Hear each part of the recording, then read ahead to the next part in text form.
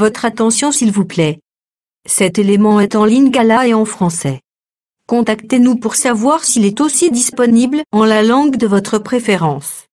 Veuillez aussi noter qu'il est en audio uniquement, dépourvu de ce fait d'image originaire.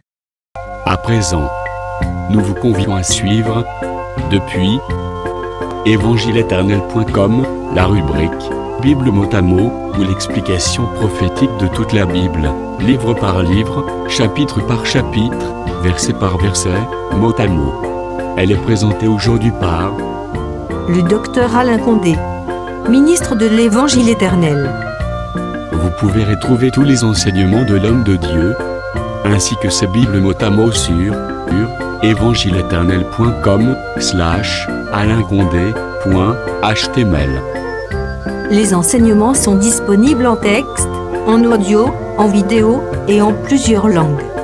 Surtout ne quittez point avant d'avoir souscrit à l'une de nos chaînes YouTube correspondant à votre préférence linguistique. Souscrivez s'il vous plaît.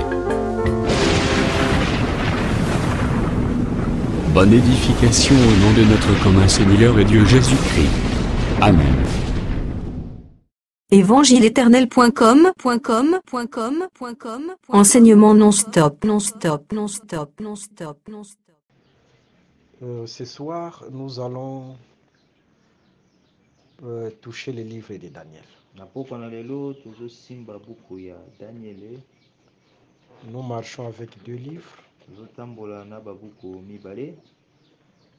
L'avant-midi, c'était les livres de Juges. Et ce soir, nous touchons les livres de Daniel.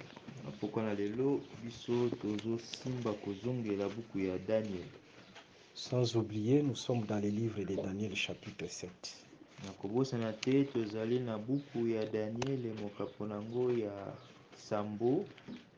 L'Écriture dit: rachetez le temps car les jours sont mauvais.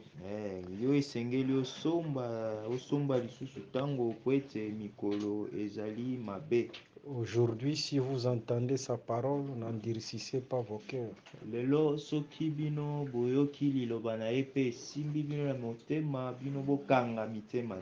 Nous venons de faire le service du baptême.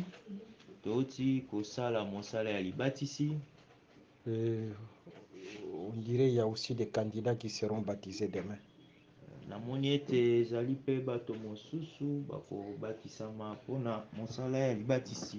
Le baptême, c'est en rapport avec l'agneau sans défaut.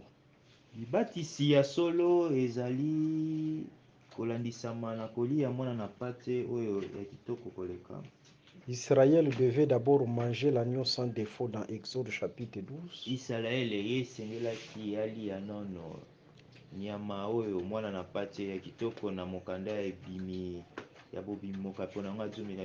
Aujourd'hui, c'est l'évangile sans défaut, sans tache.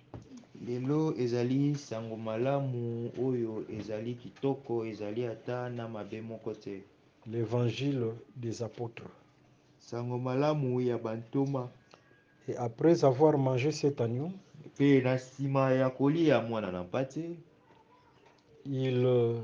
ils ont traversé la mer Rouge. Alors que dans 1 Corinthiens chapitre 10, le verset 1 à 4,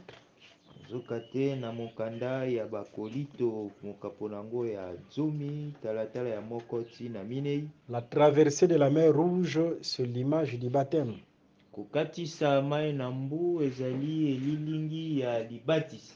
Et cela devait commencer par l'agneau sans défaut.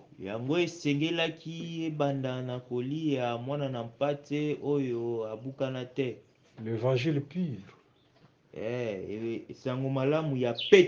L'évangile de la vérité. Et lorsqu'ils ont mangé l'évangile ou l'agneau sans défaut,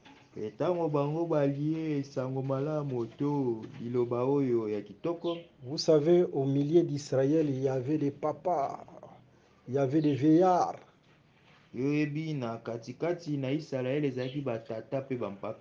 Mais dès qu'ils ont mangé l'agneau sans défaut, tous sont devenus des enfants. Amen. Tango kaka balie mwana na mpate bango nyonso bakomaki bana. Vous comprenez? Ah ben. Ils sont devenus des enfants. Bango bakomaki bana. C'est alors que Dieu commençait à compter. C'est par l'agneau sans défaut que Dieu commençait à compter. Ezalaki na kolia mwana na mpate apres kozwa libatisi tango wana nde Nzambe abandaki kotanga. Toutes les années passées avant l'agneau sans défaut, Dieu ne les comptait plus. Batango nyonso oyo ezalaki na yambo kolia mwana na mpate Nzambe atikalaki koyeba. Dieu a commencé à compter à partir de l'agneau sans défaut. Nzambe abandi kotanga kaka na sima kolia mwana na mpate pe kozwa libatisi. C'est-à-dire Dieu commence à compter après avoir reçu le vrai évangile. Nzambe abandaka kotanga na sima ya kozwa sango malamu ya solo. Les années dans les pentecôtistes, dans les catholiques, batango na ekelezia ya ba Pentecôte ya ba mupe, dans les églises de réveil, Dieu ne connaît plus ça. na babituluku Nzambe atikala koyeba yango te. Que Dieu vous bénisse. Amen. Soyez bénis au nom de Jésus. Amen. Raison pour laquelle le royaume appartient aux enfants. Yango wana bokonzi na likolo yango ezali pona bana. Devant l'évangile éternel, l'évangile de la vérité, liboso na sango malamu ya seko, nous enlevons tous nos galons, biso tolongolaka ba pete na biso, qu'il croisse et que je diminue. ye amata ngai na kita. C'est l'évangile qui doit être au-dessus de nous tous. Kaka liloba nde esengeli ezala likolo na biso nyonso. Et c'est ça le chemin de la vie. Yango wana nde nzela ya bomo. Et c'est ça le chemin du salut. Yango wana nde nzela ya linetwa. Soyez bénis au nom de Jésus. Amen. Ok, prenons Daniel chapitre 7, le verset 8 à 28. Daniel 7, 8 à 28, nous lisons au nom de Jésus-Christ. Amen. Je considérais les cornes, et voici une autre petite corne sortie du milieu d'elle. Et 3 des premières cornes furent arrachées devant cette corne. Et voici, elle avait des yeux comme des yeux d'homme, et une bouche qui parlait avec arrogance. Je regardais, pendant que l'on plaçait des trônes, et l'ancien des jours s'assit. Son vêtement était blanc comme la neige, et les cheveux de sa tête étaient comme de la laine pure. Son trône était comme des flammes de feu, et les roues comme un feu ardent. Ok. Un fleuve de feu coulait et sortait de devant lui. 1000 milliers le servaient, et 10 000 millions se tenaient en sa présence. Les juges s'assirent, et les livres furent ouverts. Je regardais alors, à cause des paroles arrogantes que prononçait la corne, et tandis que je regardais, l'animal fut tué et son corps fut anéanti, livré au feu pour être brûlé. Les autres animaux furent dépouillés de leur puissance, mais une prolongation de vie leur fut accordée jusqu'à un certain temps. Je regardais pendant mes visions nocturnes, et voici, sur les nuées des cieux, arriva quelqu'un de semblable à un fils de l'homme. Il s'avança vers l'ancien des jours, et on le fit approcher de lui.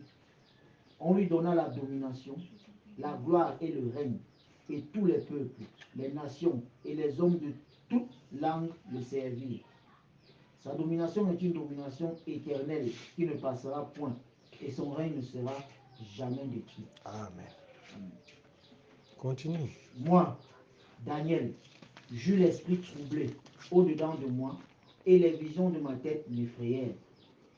Je m'approchai de l'un de ceux qui étaient là, et je lui demandai ce qu'il y avait de vrai dans toutes ces choses. Il me le dit, et m'en donna l'explication. Ces 4 grands animaux, ce sont 4 rois qui s'élèveront de la terre. Mais les saints du Très-Haut recevront le royaume, et ils posséderont le royaume éternellement, d'éternité en éternité. Ensuite, je désirais savoir la vérité sur le 4e animal, qui était différent de tous les autres, extrêmement terrible, qui avait des dents de fer et des ongles de rein, qui mangeait, brisait et foulait aux pieds ce qui restait. Et sur les 10 cornes, qu'il avait à la tête, et sur l'autre qui était sortie et devant laquelle 3 étaient tombés. Sur cette corne qui avait des yeux, une bouche parlant avec arrogance et une plus grande apparence que les autres. Je vis cette corne faire la guerre aux saints et l'emporter sur eux. Jusqu'au moment où l'ancien des jours vint donner droit aux saints du Très-Haut, et le temps arriva où les saints furent en possession du royaume. Il me parla ainsi: le quatrième animal, c'est un quatrième royaume qui existera sur la terre, différent de tous les royaumes, et qui dévorera toute la terre, la foulera et la brisera. Les 10 cornes, ce sont 10 rois qui s'élèveront de ce royaume. Une autre s'élèvera après eux. Il sera différent des premiers, et il abaissera 3 rois. Il prononcera des paroles contre le Très-Haut. Il opprimera les saints du Très-Haut, et il espérera changer les temps et la loi. Et les saints seront livrés entre ses mains pendant un temps, des temps et la moitié d'un temps. Puis viendra le jugement, et on lui ôtera sa domination, qui sera détruite et anéantie pour jamais. Le règne, la domination et la grandeur de tous les royaumes qui sont sous les cieux seront donnés au peuple des saints du Très-Haut. Son règne est un règne éternel, et tous les dominateurs le serviront et lui obéiront. Ici finirent les paroles. Moi, Daniel, je fus extrêmement troublé par mes pensées. Je changeai de couleur et je conservais ces paroles dans mon cœur. Amen. Amen. Acclamez pour cette écriture. Remarquons, nous sommes en présence d'une corne. Une corne qui avait les yeux, à qui on avait donné la bouche.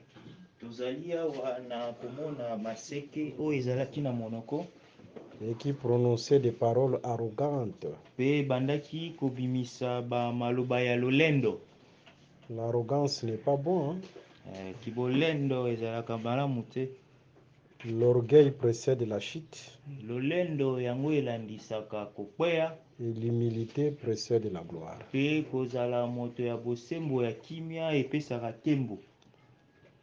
Regardons cette corne dont on fait mention là-bas. Nous allons donner tous les détails sur cette corne dans Daniel chapitre 8.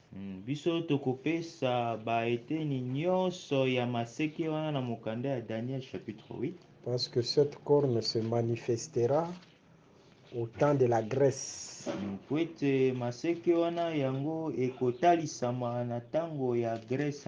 La corne se manifestera au temps de la Grèce. Nous avons parlé de 3 animaux, non, n'est-ce pas? C'est-à-dire, nous avons parlé de la Babylonie. Après la Babylonie, nous avons parlé de Médo-Perse, de la Grèce antique, de la Grèce antique et de Rome. Alors, dans Daniel chapitre 8, nous y arriverons. Parce que c'est là où on donne les détails sur cette petite corne-là qui avait des yeux et la bouche arrogante. Il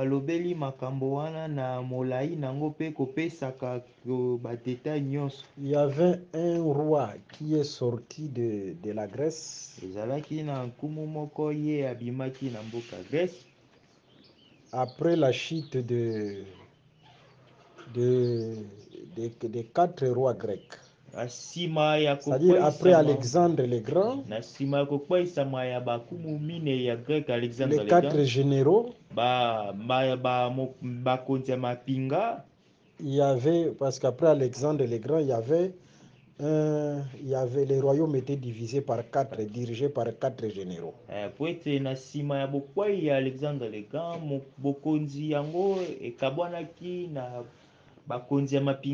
Nous verrons tous ces détails dans Daniel chapitre 8. Et après ces 4 généraux, il y avait un roi qu'on appelait Antiochus Épiphane. na nsima ya bato ya mapinga minei wana ezalaki na nkumu moko bando benga Antiochus Épiphane. Si vous lisez la version catholique qu'on appelle Tob, soki otangi là on parle Biblia de Maccabée. ya bakatolika batia Maccabée, c'est un livre purement historique. Maccabée ezali buku oyo ya histoire. Et ce livre a relaté ce roi-là qu'on appelait Antiochus Épiphane. Pe buku wana yango epesa histoire Et c'est par là que nous allons donner même l'histoire des Jeux olympiques. Parce que c'est lui qui était à la base de l'histoire des Jeux olympiques. Vous voyez, il a fait entrer en Israël ce qu'on appelle l'abomination de la désolation. Amen. Le prophète Daniel a parlé de ça. Vous savez l'abomination de la désolation? En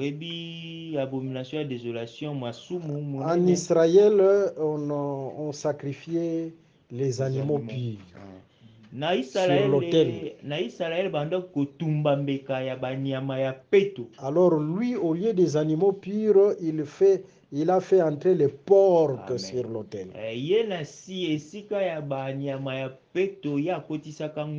Et c'est ça qu'on appelle l'abomination de la désolation, dont Daniel et Apocalypse ont fait mention.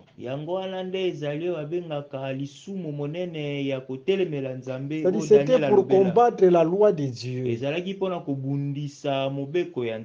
Alors, toujours pour rendre Israël faible,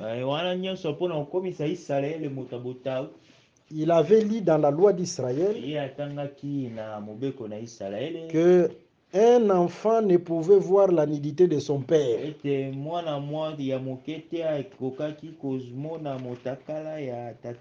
qu'est-ce qu'il va faire? Il créera les Jeux olympiques. Olympique, c'était en l'honneur du dieu Olympia. C'était un dieu grec, Zeus. Amen. Zeus Olympia.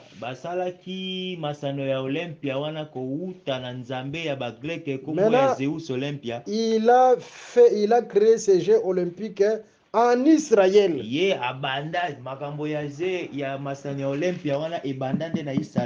C'était comment? Les enfants israélites devaient faire leurs courses nues en présence, les papas devaient faire leurs courses nues en présence des parents, des enfants.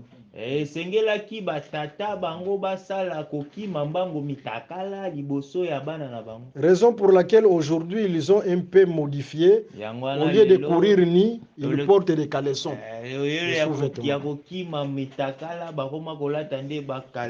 Alors c'était lui c'était lui Épiphane qui avait créé ces jeux-là. C'est bien détaillé dans ces livres-là historiques de Maccabée. Tout ça, c'était pour combattre la loi. Et nous allons donner les détails de cet Antiochus Épiphane, comme la corne qui prononçait des paroles arrogantes dans les livres de Daniel chapitre 7. Mais dans la prophétie, c'est l'image de l'Antichrist.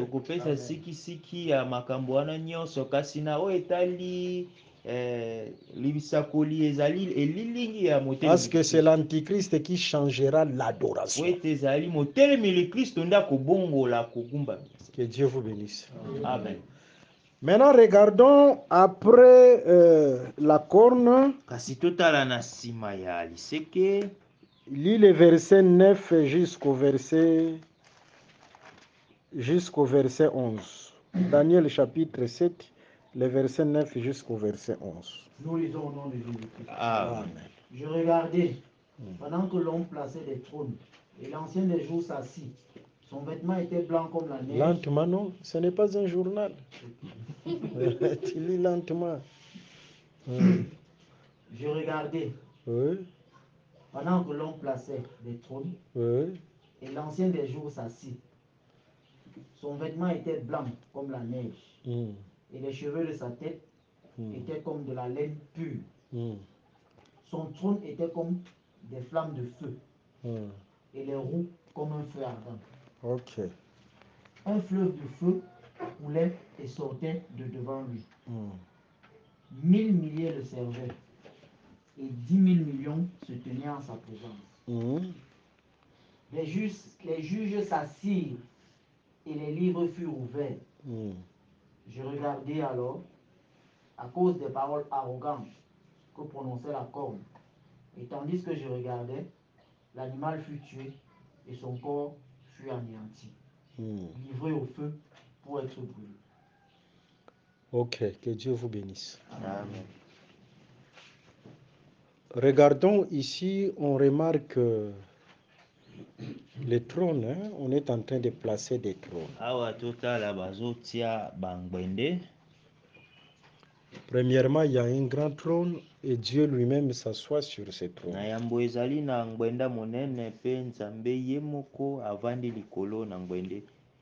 On dit l'ancien des jours s'assit. Dieu, il est l'ancien des jours. C'est clair, hein? C'est-à-dire, ici, il s'assoit sur le trône. Si on dit il s'assoit, c'est-à-dire à un certain moment, il était debout. Est-ce que vous comprenez la pensée de l'Écriture? Debout, c'est comme Nombre chapitre 10, le verset 35. Tu peux lire ça.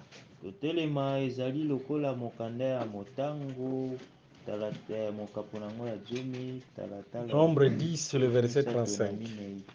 C'est-à-dire, il était d'abord debout et à un certain moment, il va s'asseoir. Nombre 10, 35. Nombre 10, 35, nous lisons au nom de Jésus-Christ. Amen. Quand l'arche partait, Moïse disait, lève-toi, Éternel, et que tes ennemis soient dispersés. Est-ce que vous comprenez cette écriture? Là, c'est l'Éternel qui s'élève. Et que tes ennemis soient dispersés. C'est-à-dire l'arche qui s'élève. Pas Massoua, l'arche qui s'élève. L'arche de l'alliance. L'arche de l'alliance. C'est Dieu qui s'élève. Et lorsque Dieu s'élève, ce sont les ennemis qui se dispersent. Pour dire tout simplement, Dieu qui s'élève, c'est la bataille. C'est le combat. Est-ce que nous comprenons cela? Qu'est-ce que je voudrais dire encore? On lapidait Étienne. On lapidait Étienne à cause de l'évangile. Mais avant d'abord de le lapider, le ciel s'est ouvert. Et Étienne verra le Fils de l'homme debout à la droite.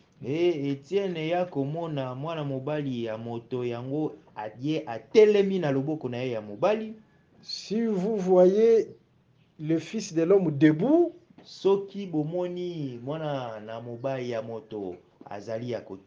c'est-à-dire c'est Dieu qui s'élève pour combattre les ennemis.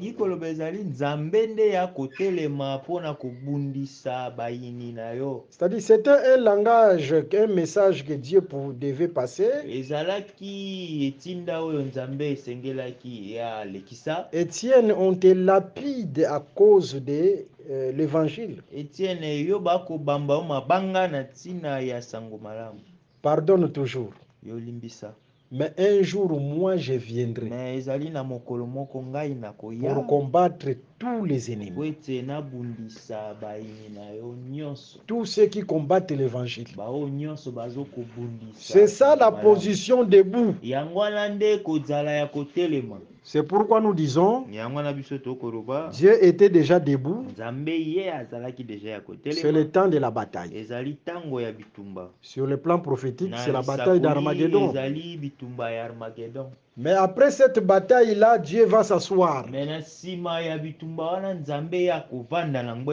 S'asseoir sur son trône. La position assise, ça parle du Dieu juge. Est-ce que vous comprenez ça? C'est-à-dire Dieu qui juge. Comme Salomon, lorsqu'il voulait juger, il faut d'abord qu'il s'assoie sur le trône. Dieu lui donna le trône de David pour juger son peuple.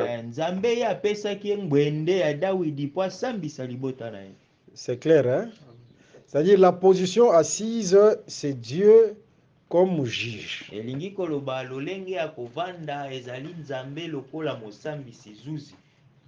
En dehors de Dieu comme juge, le trône parle aussi de la royauté. Prenons l'écriture, 2 Samuel chapitre 7, le verset 13. 2 Samuel 7, 13. Soyez branchés, 2 Samuel chapitre 7, le verset 13. Samuel ya mibale mokaponango ya sambo talatala ya moko na misato.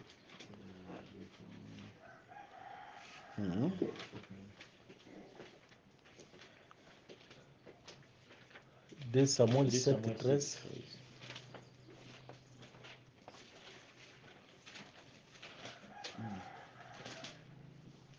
Deux Samuel 7, verset 13, nous lisons au nom de Jésus-Christ. Amen. Ce sera lui qui bâtira une maison à mon nom, et j'affermirai pour toujours le trône de son royaume. Le trône de quoi? De son royaume. Vous voyez, selon cette écriture, le trône parle du royaume.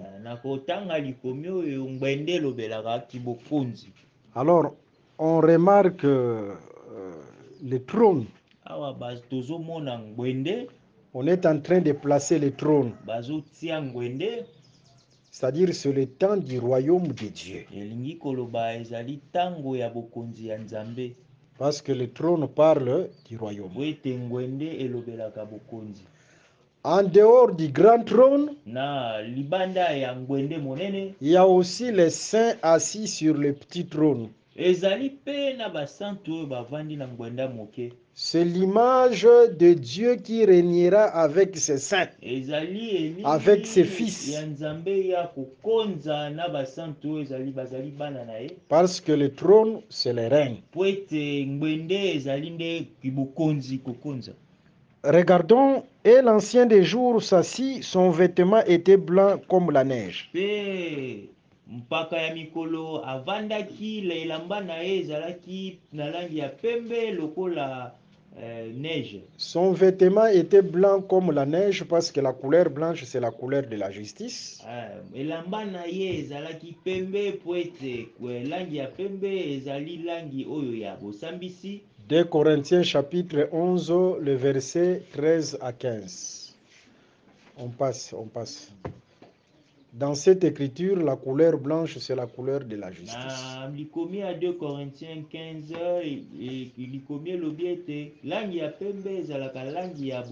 Alors, s'il porte le costume blanc, la robe blanche, cela veut dire tout simplement son jugement, c'est selon la justice.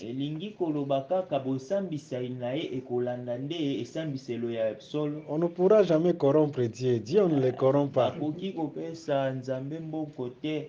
ne le corrompt pas. Ce sont les juges de ce monde qui sont corrompus. C'est-à-dire le jugement de Dieu se fera selon la justice. Si vous avez cru à l'évangile, vous confirmez votre foi par le vrai baptême. vous marchez dans la crainte de Dieu, le royaume des cieux est pour vous. Est-ce que vous comprenez? Mais si vous n'avez pas respecté tous ces critères, vous n'allez pas corrompre Dieu. Dieu reste juste. De la même manière qu'il a placé ses règles, ces règles restent ainsi. Tu ne viendras pas avec une chèvre pour corrompre Dieu. Monsieur le ministre de la Justice, je suis venu avec un bœuf.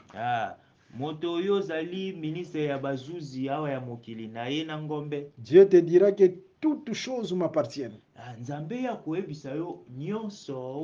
Je n'ai pas même besoin de vos présents pour me corrompre. C'est-à-dire pour entrer dans le royaume de Dieu, Dieu n'a pas besoin de la corruption.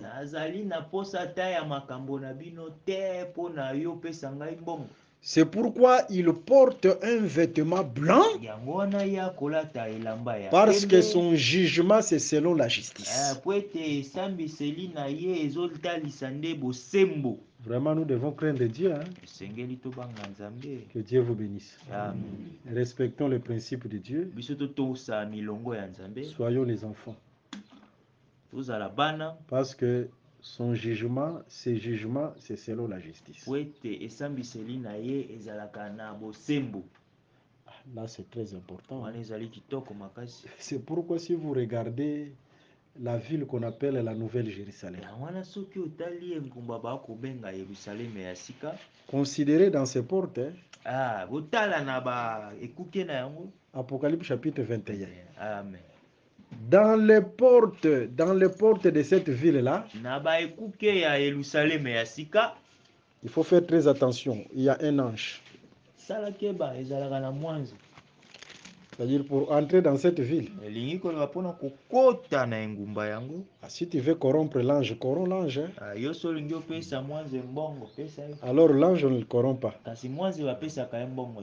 Parce que l'ange, c'est la transparence. Les vêtements de l'ange, c'est la lumière.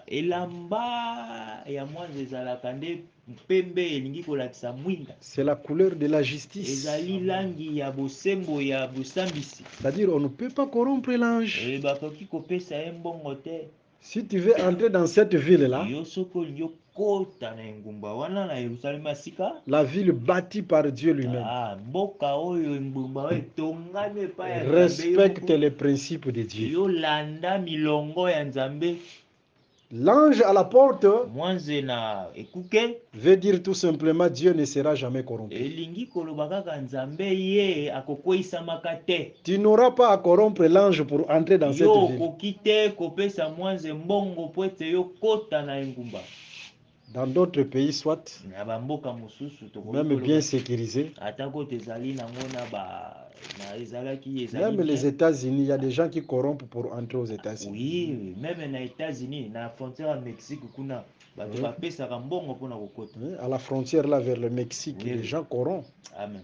Il y a beaucoup de Congolais qui entrent par cette frontière. Beaucoup d'Africains.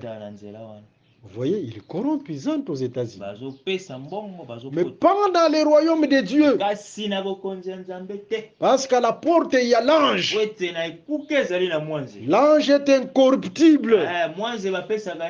On ne pourra jamais corrompre pour entrer au ciel, pour entrer à l'éternité, pour entrer dans les royaumes des cieux.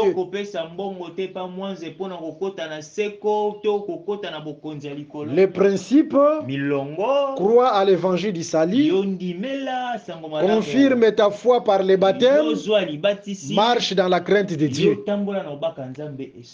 Que Dieu vous bénisse. Amen. C'est pourquoi Dieu est sur le trône. Il est vêtu d'un vêtement blanc. Son jugement, c'est selon la justice. On ne peut jamais le corrompre. Soyez bénis au nom de Jésus. Amen. Ok. Son vêtement était blanc comme la neige et les cheveux de sa tête étaient comme de la laine pure. suki ya moto na ye ezalaki lokola laine oyo ya peto. C'est-à-dire il a les cheveux blancs. Elingi koloba azali na suki ya pembe. Dieu a les cheveux blancs. Nzambe azali na suki ya pembe, amen. C'est pourquoi on l'appelle l'ancien du jour. Yangwana ba kobenga ye mpaka ya mokolo.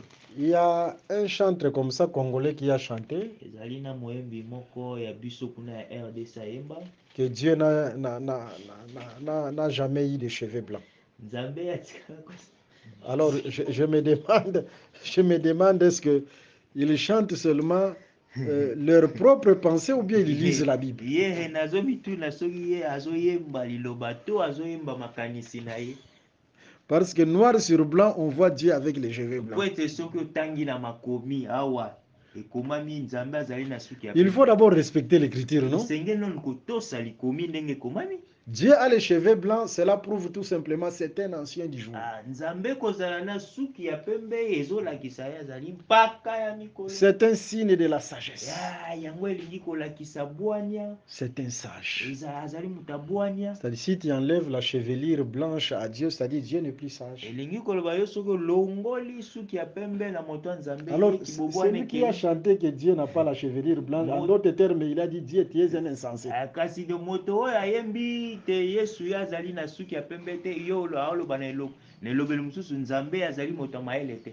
Dieu c'est un vieillard. On ne pourra jamais tromper Dieu, il connaît toutes choses. Il a beaucoup d'expérience. C'est un ancien du jour. Il a traversé les générations.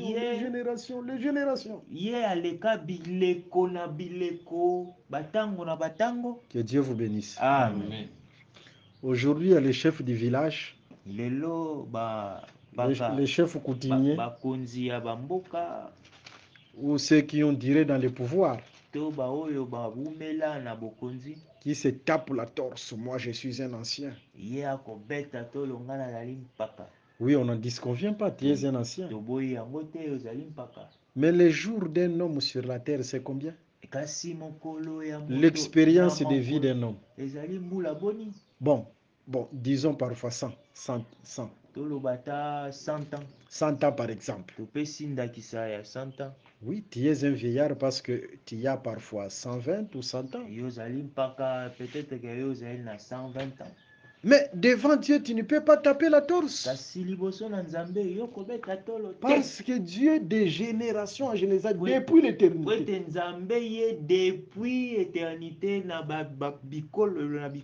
C'est le véritable sage.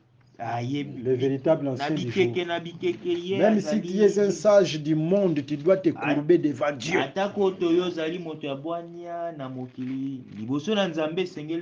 Si tu ne te courbes pas devant Dieu, tu es un insensé. Parce que Dieu, c'est le véritable sage qui a traversé des générations, qui connaît toutes choses. Que Dieu vous bénisse. Amen. Ok, c'est ça, la chevelure blanche, c'est-à-dire c'est un ancien du jour. Il connaît toutes choses. Son trône était comme des flammes de feu. Lorsqu'on regarde son trône, c'est comme les flammes de feu. Prenons Ésaïe chapitre 66, les versets 14 à 16. Ésaïe 66, 14 à 16. Ésaïe 66, verset 14 à 16, nous lisons au nom de Jésus-Christ. Amen. Il est écrit, vous le verrez, et votre cœur sera dans la joie, et vos os reprendront de la vigueur comme l'herbe. Ésaïe 66, hein? Va le verset 15. Car voici, l'Éternel arrive dans un feu. Ouais. Et ses chars sont comme un tourbillon. Il convertit sa colère en un brasier. Ouais. Et ses menaces en flammes de feu. Ouais. On continue. Oui, continue. C'est par le feu que l'Éternel exerce ses jugements. C'est par le feu que l'Éternel exerce ses jugements. Son trône semblable au feu, c'est-à-dire c'est un trône de jugement. C'est Dieu qui juge. Ok, nous continuons la lecture. Et les roues comme un feu ardent, c'est la même pensée. Le verset 10, Daniel chapitre 7, le verset 10. Un fleuve de feu coulait et sortait de devant lui.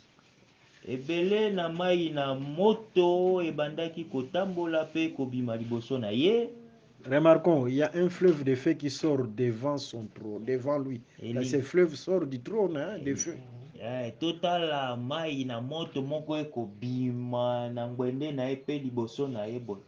Alors, dans le jardin d'Éden, c'est le fleuve qui sortait d'Éden et qui arrosait les jardins.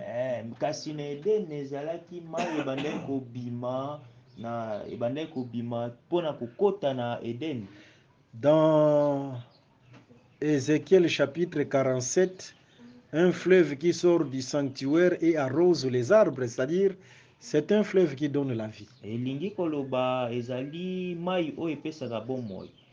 Que ce soit dans les jardins d'Éden, Daniel chapitre 2, le verset 10, et aussi Ézéchiel chapitre 47, le verset 1 à 10. Ce fleuve-là, c'est un fleuve de la vie qui donne la vie.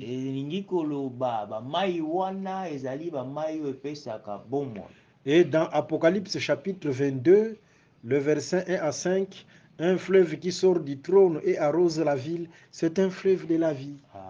Apocalypse 22, 1 à 5, et l'obiete, mai nyonso ya moke oyo ebimaka mpona kozala na engumba ezali mai oyo epesaka bomoi. Mais dans Daniel chapitre 7, Dieu change.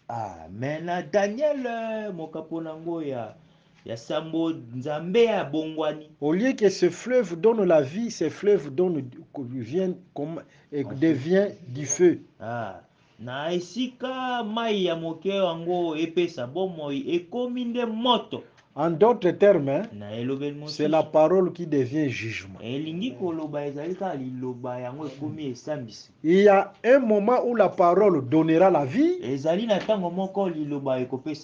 mais il y aura un autre moment où la parole deviendra jugement.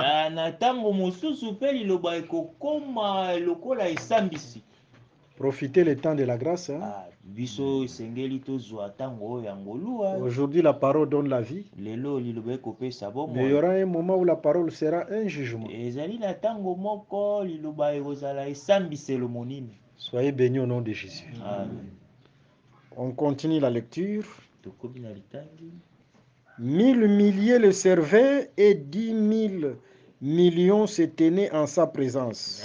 1000 milliers babanda kosalela ye pe 10 000 millions bango bazalaki liboso na kozala na ye. C'est-à-dire 10 millions se tenaient en sa présence devant Dieu.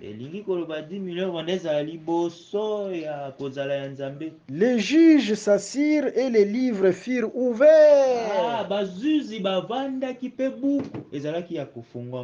Les juges s'assurent, c'est-à-dire le Seigneur participera les saints à juger, c'est-à-dire au jugement.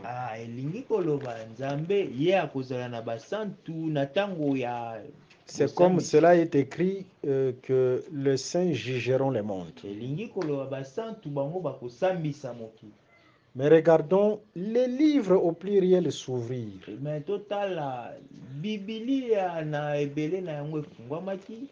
Là, je vais marteler sur les livres qui s'ouvrirent.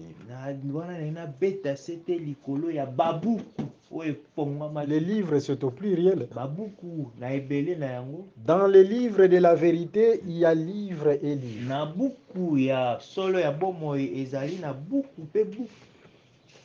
Dans Apocalypse 5, nous avons appris ces livres-là qui étaient fermés comme étant les ciels.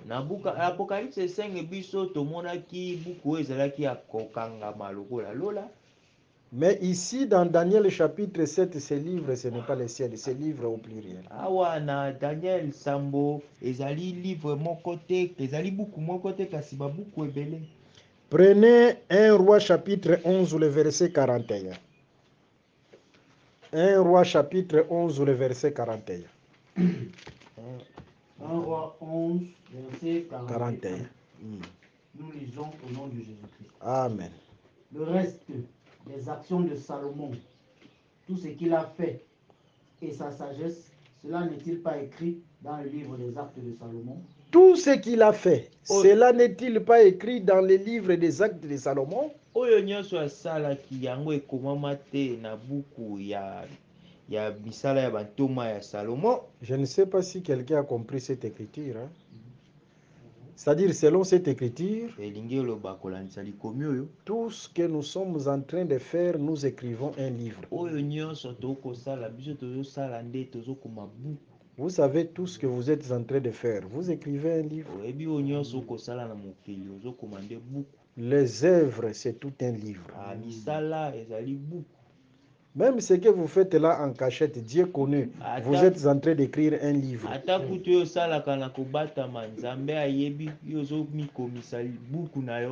Que Dieu vous bénisse. Amen.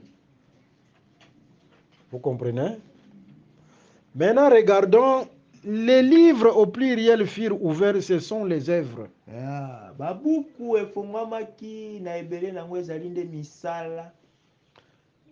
Si on dit les livres furent ouverts, c'est-à-dire ces livres étaient cachés, fermés. Je vous assure, devant Dieu, il faut s'ouvrir.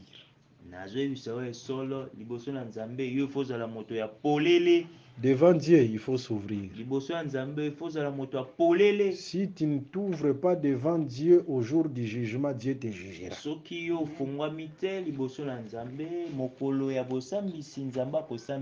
Qu'est-ce que je voudrais dire? Prenons Romains 2, chapitre 16. Romains 2, 16. Nous lisons au nom de Jésus-Christ. Amen. Amen. C'est ce qui paraîtra au jour où, selon mon évangile, Dieu jugera par Jésus-Christ les actions secrètes des hommes. Dieu jugera quoi? Les actions secrètes, c'est-à-dire les œuvres secrètes. Quand on dit les œuvres secrètes et les actions secrètes, c'est-à-dire les livres fermés. Alors, les actions secrètes au juste, c'est quoi? Ce sont les péchés non confessés. Amen. C'est-à-dire, Dieu jugera le péché non confessé.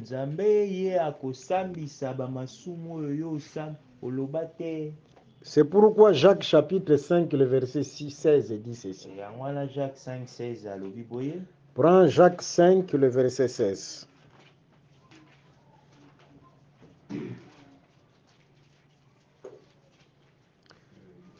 Jacques 5, le verset 16.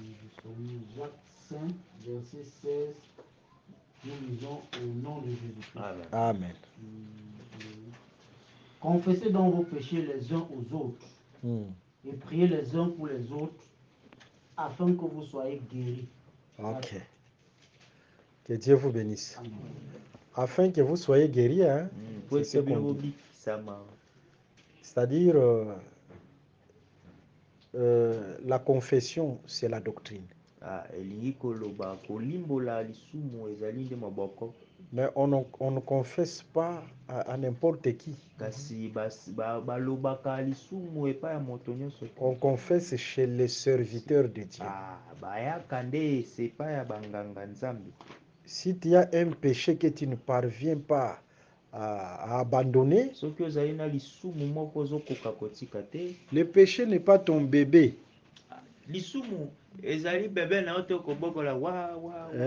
Ton bébé, à tout moment il faut le caresser, le supplier. Le péché, ce n'est pas ton bébé. Est-ce que vous comprenez bien? Il y a un péché qui te domine. Tu ne parviens pas à te débarrasser de ces péchés-là. Confesse chez l'homme de Dieu.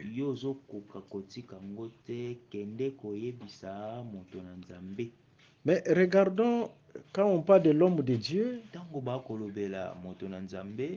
dans les Écritures, l'homme de Dieu, c'est le sacrificateur. Hein? Vous savez la part qu'on donnait au sacrificateur? Prends Deutéronome chapitre 16, le verset 3. Nous lisons au nom de Jésus-Christ. Amen.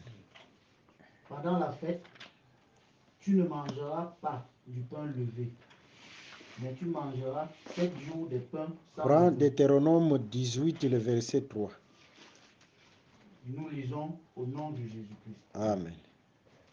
Voici, quel sera le droit des sacrificateurs sur le peuple, sur ceux qui offriront un sacrifice, un bœuf ou un agneau. On donnera aux sacrificateurs l'épaule, les mâchoires et l'estomac. C'est-à-dire, lorsqu'on donne aux sacrificateurs les mâchoires, c'est-à-dire, on donne aux sacrificateurs la bouche. Les sacrificateurs, c'est un homme qui doit bien parler. Bien parler des Écritures. C'est ça la bouche, la mâchoire qu'on donnait aux sacrificateurs. Vous savez, dans les Écritures, il y a une personne qui avait utilisé la mâchoire d'âne pour tuer les ennemis.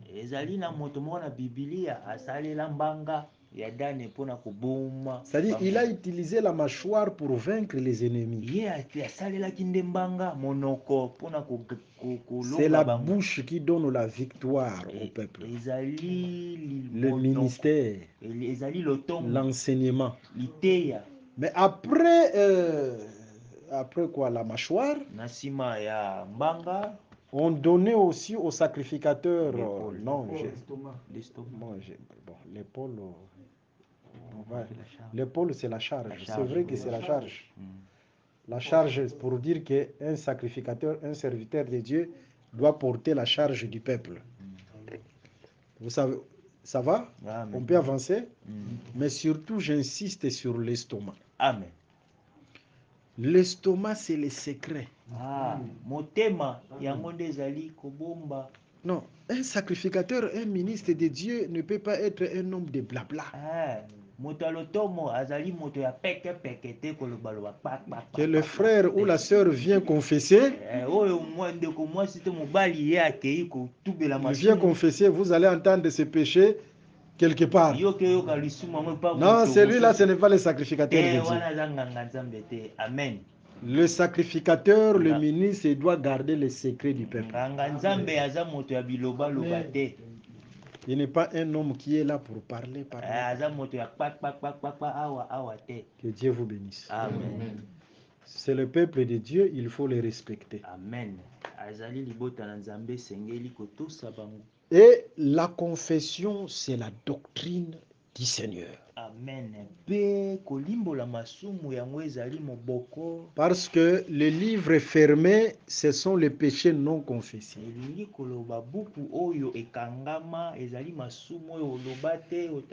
Raison pour laquelle le Seigneur jugera les actions secrètes, ce sont les péchés non confessés.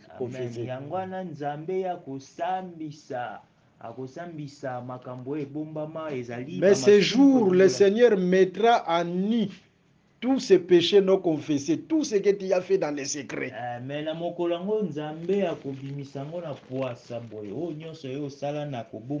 C'est ce qu'on voit dans le livre de Daniel chapitre 7, c'est ce qu'on compare au livre fermé. Même aussi Apocalypse chapitre 20 en a fait mention. C'est-à-dire les péchés non confessés, c'est ça les livres fermés. Que Dieu vous bénisse. Qu'il vous fasse du bien. Amen. Mais regardons l'écriture que tu as lu dans Jacques chapitre 5, le verset 16. Je vais exhorter sur quelque chose. Jacques 5, Répète Jacques 5, le verset 16. Nous lisons au nom de Jésus-Christ. Amen. Confessez donc vos péchés les uns aux autres et priez les uns pour les autres afin que vous soyez guéris. Ok. Hein? La prière fervente du juste a une grande efficacité. Continue. Élie était un homme de la même nature que nous. S'il a fait des péchés, hein? Il pria avec instance pour qu'il ne plût point et il ne tomba point de pluie sur la terre pendant 3 ans et 6 mois. Prier avec instance, c'est-à-dire avec persévérance. Jusqu'à ce que Dieu fera quelque chose. Il faut persévérer dans la prière, non? Il ne faut pas vous décourager. Si tu pries sur quelque chose, va jusqu'au bout. Mais dans cette écriture, on nous dit il y a certaines situations qui surgissent soit suite au péché. Regardons, je vais dire quelque chose. Je ne dis pas que toutes les situations mauvaises sont cause du péché. Je ne dis pas ça. Mais il y a d'autres situations, leur cause ou l'origine, c'est les péchés.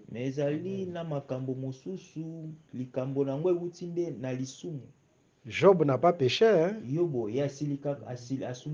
Ça, c'était l'épreuve de Dieu. Parce que Job n'avait pas péché. Mais Dieu a frappé Adam, a frappé Israël parce que Israël a péché.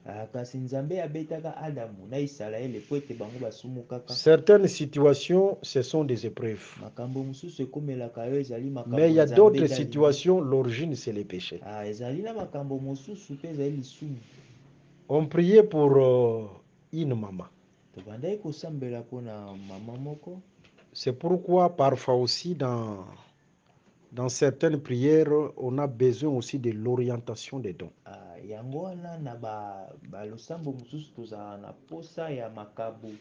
Et on priait, la situation persistait.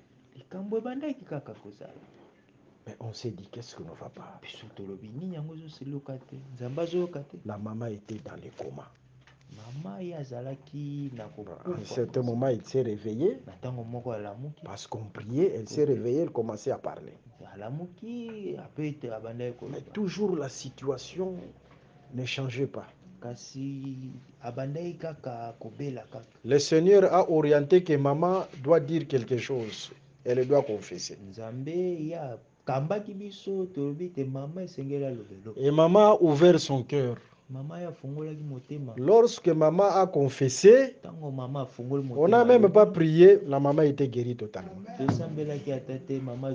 C'est-à-dire, il y a d'autres situations. Ouvre ton cœur. Si tu ouvres seulement ton cœur, on ne fera pas beaucoup d'efforts. Dieu déclenchera les miracles. Mais je ne dis pas que toutes les situations mauvaises sont dues au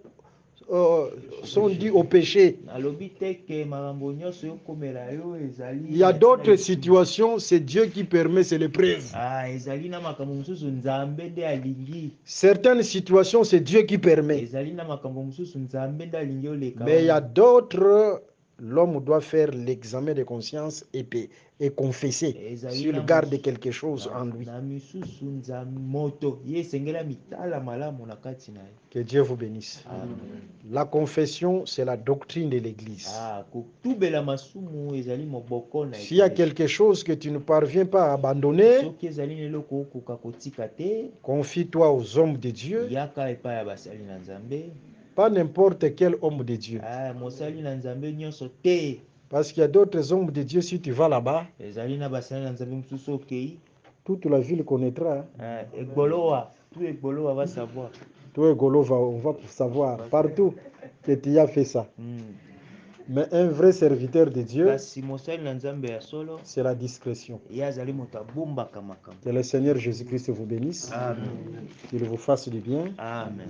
Qu'il vous sécurise. Amen. On va continuer demain. Acclamer pour le Seigneur. Amen. Nous rappelons nos numéros. Plus 243 81 28 55 419. Plus 243 89 444 52 77. Soyez bénis au nom de Jésus. Merci d'avoir suivi ce message et que Jésus-Christ vous bénisse. Si vous avez une question à l'intention de l'homme de Dieu, si vous voulez que l'homme de Dieu prie pour vous, si vous voulez vous confier à l'homme de Dieu, ou si vous voulez tout simplement bénir l'homme de Dieu, contactez-le directement si ses coordonnées sont disponibles depuis sa page. Sinon, contactez-nous et nous lui transmettrons vos préoccupations. N'oubliez pas de faire un tour à notre page évangélisation pour voir en quoi vous pouvez vous rendre utile à Christ par cette œuvre. Que Dieu vous bénisse tous. Amen. ChristQuality.com. Les cieux en un clic de la souris. Évangile-éternel.com. Le site de l'Évangile éternel. Christ Equality Fondation, équilibrer la manne ramassée dans le désert de sorte que chacun ait un le maire.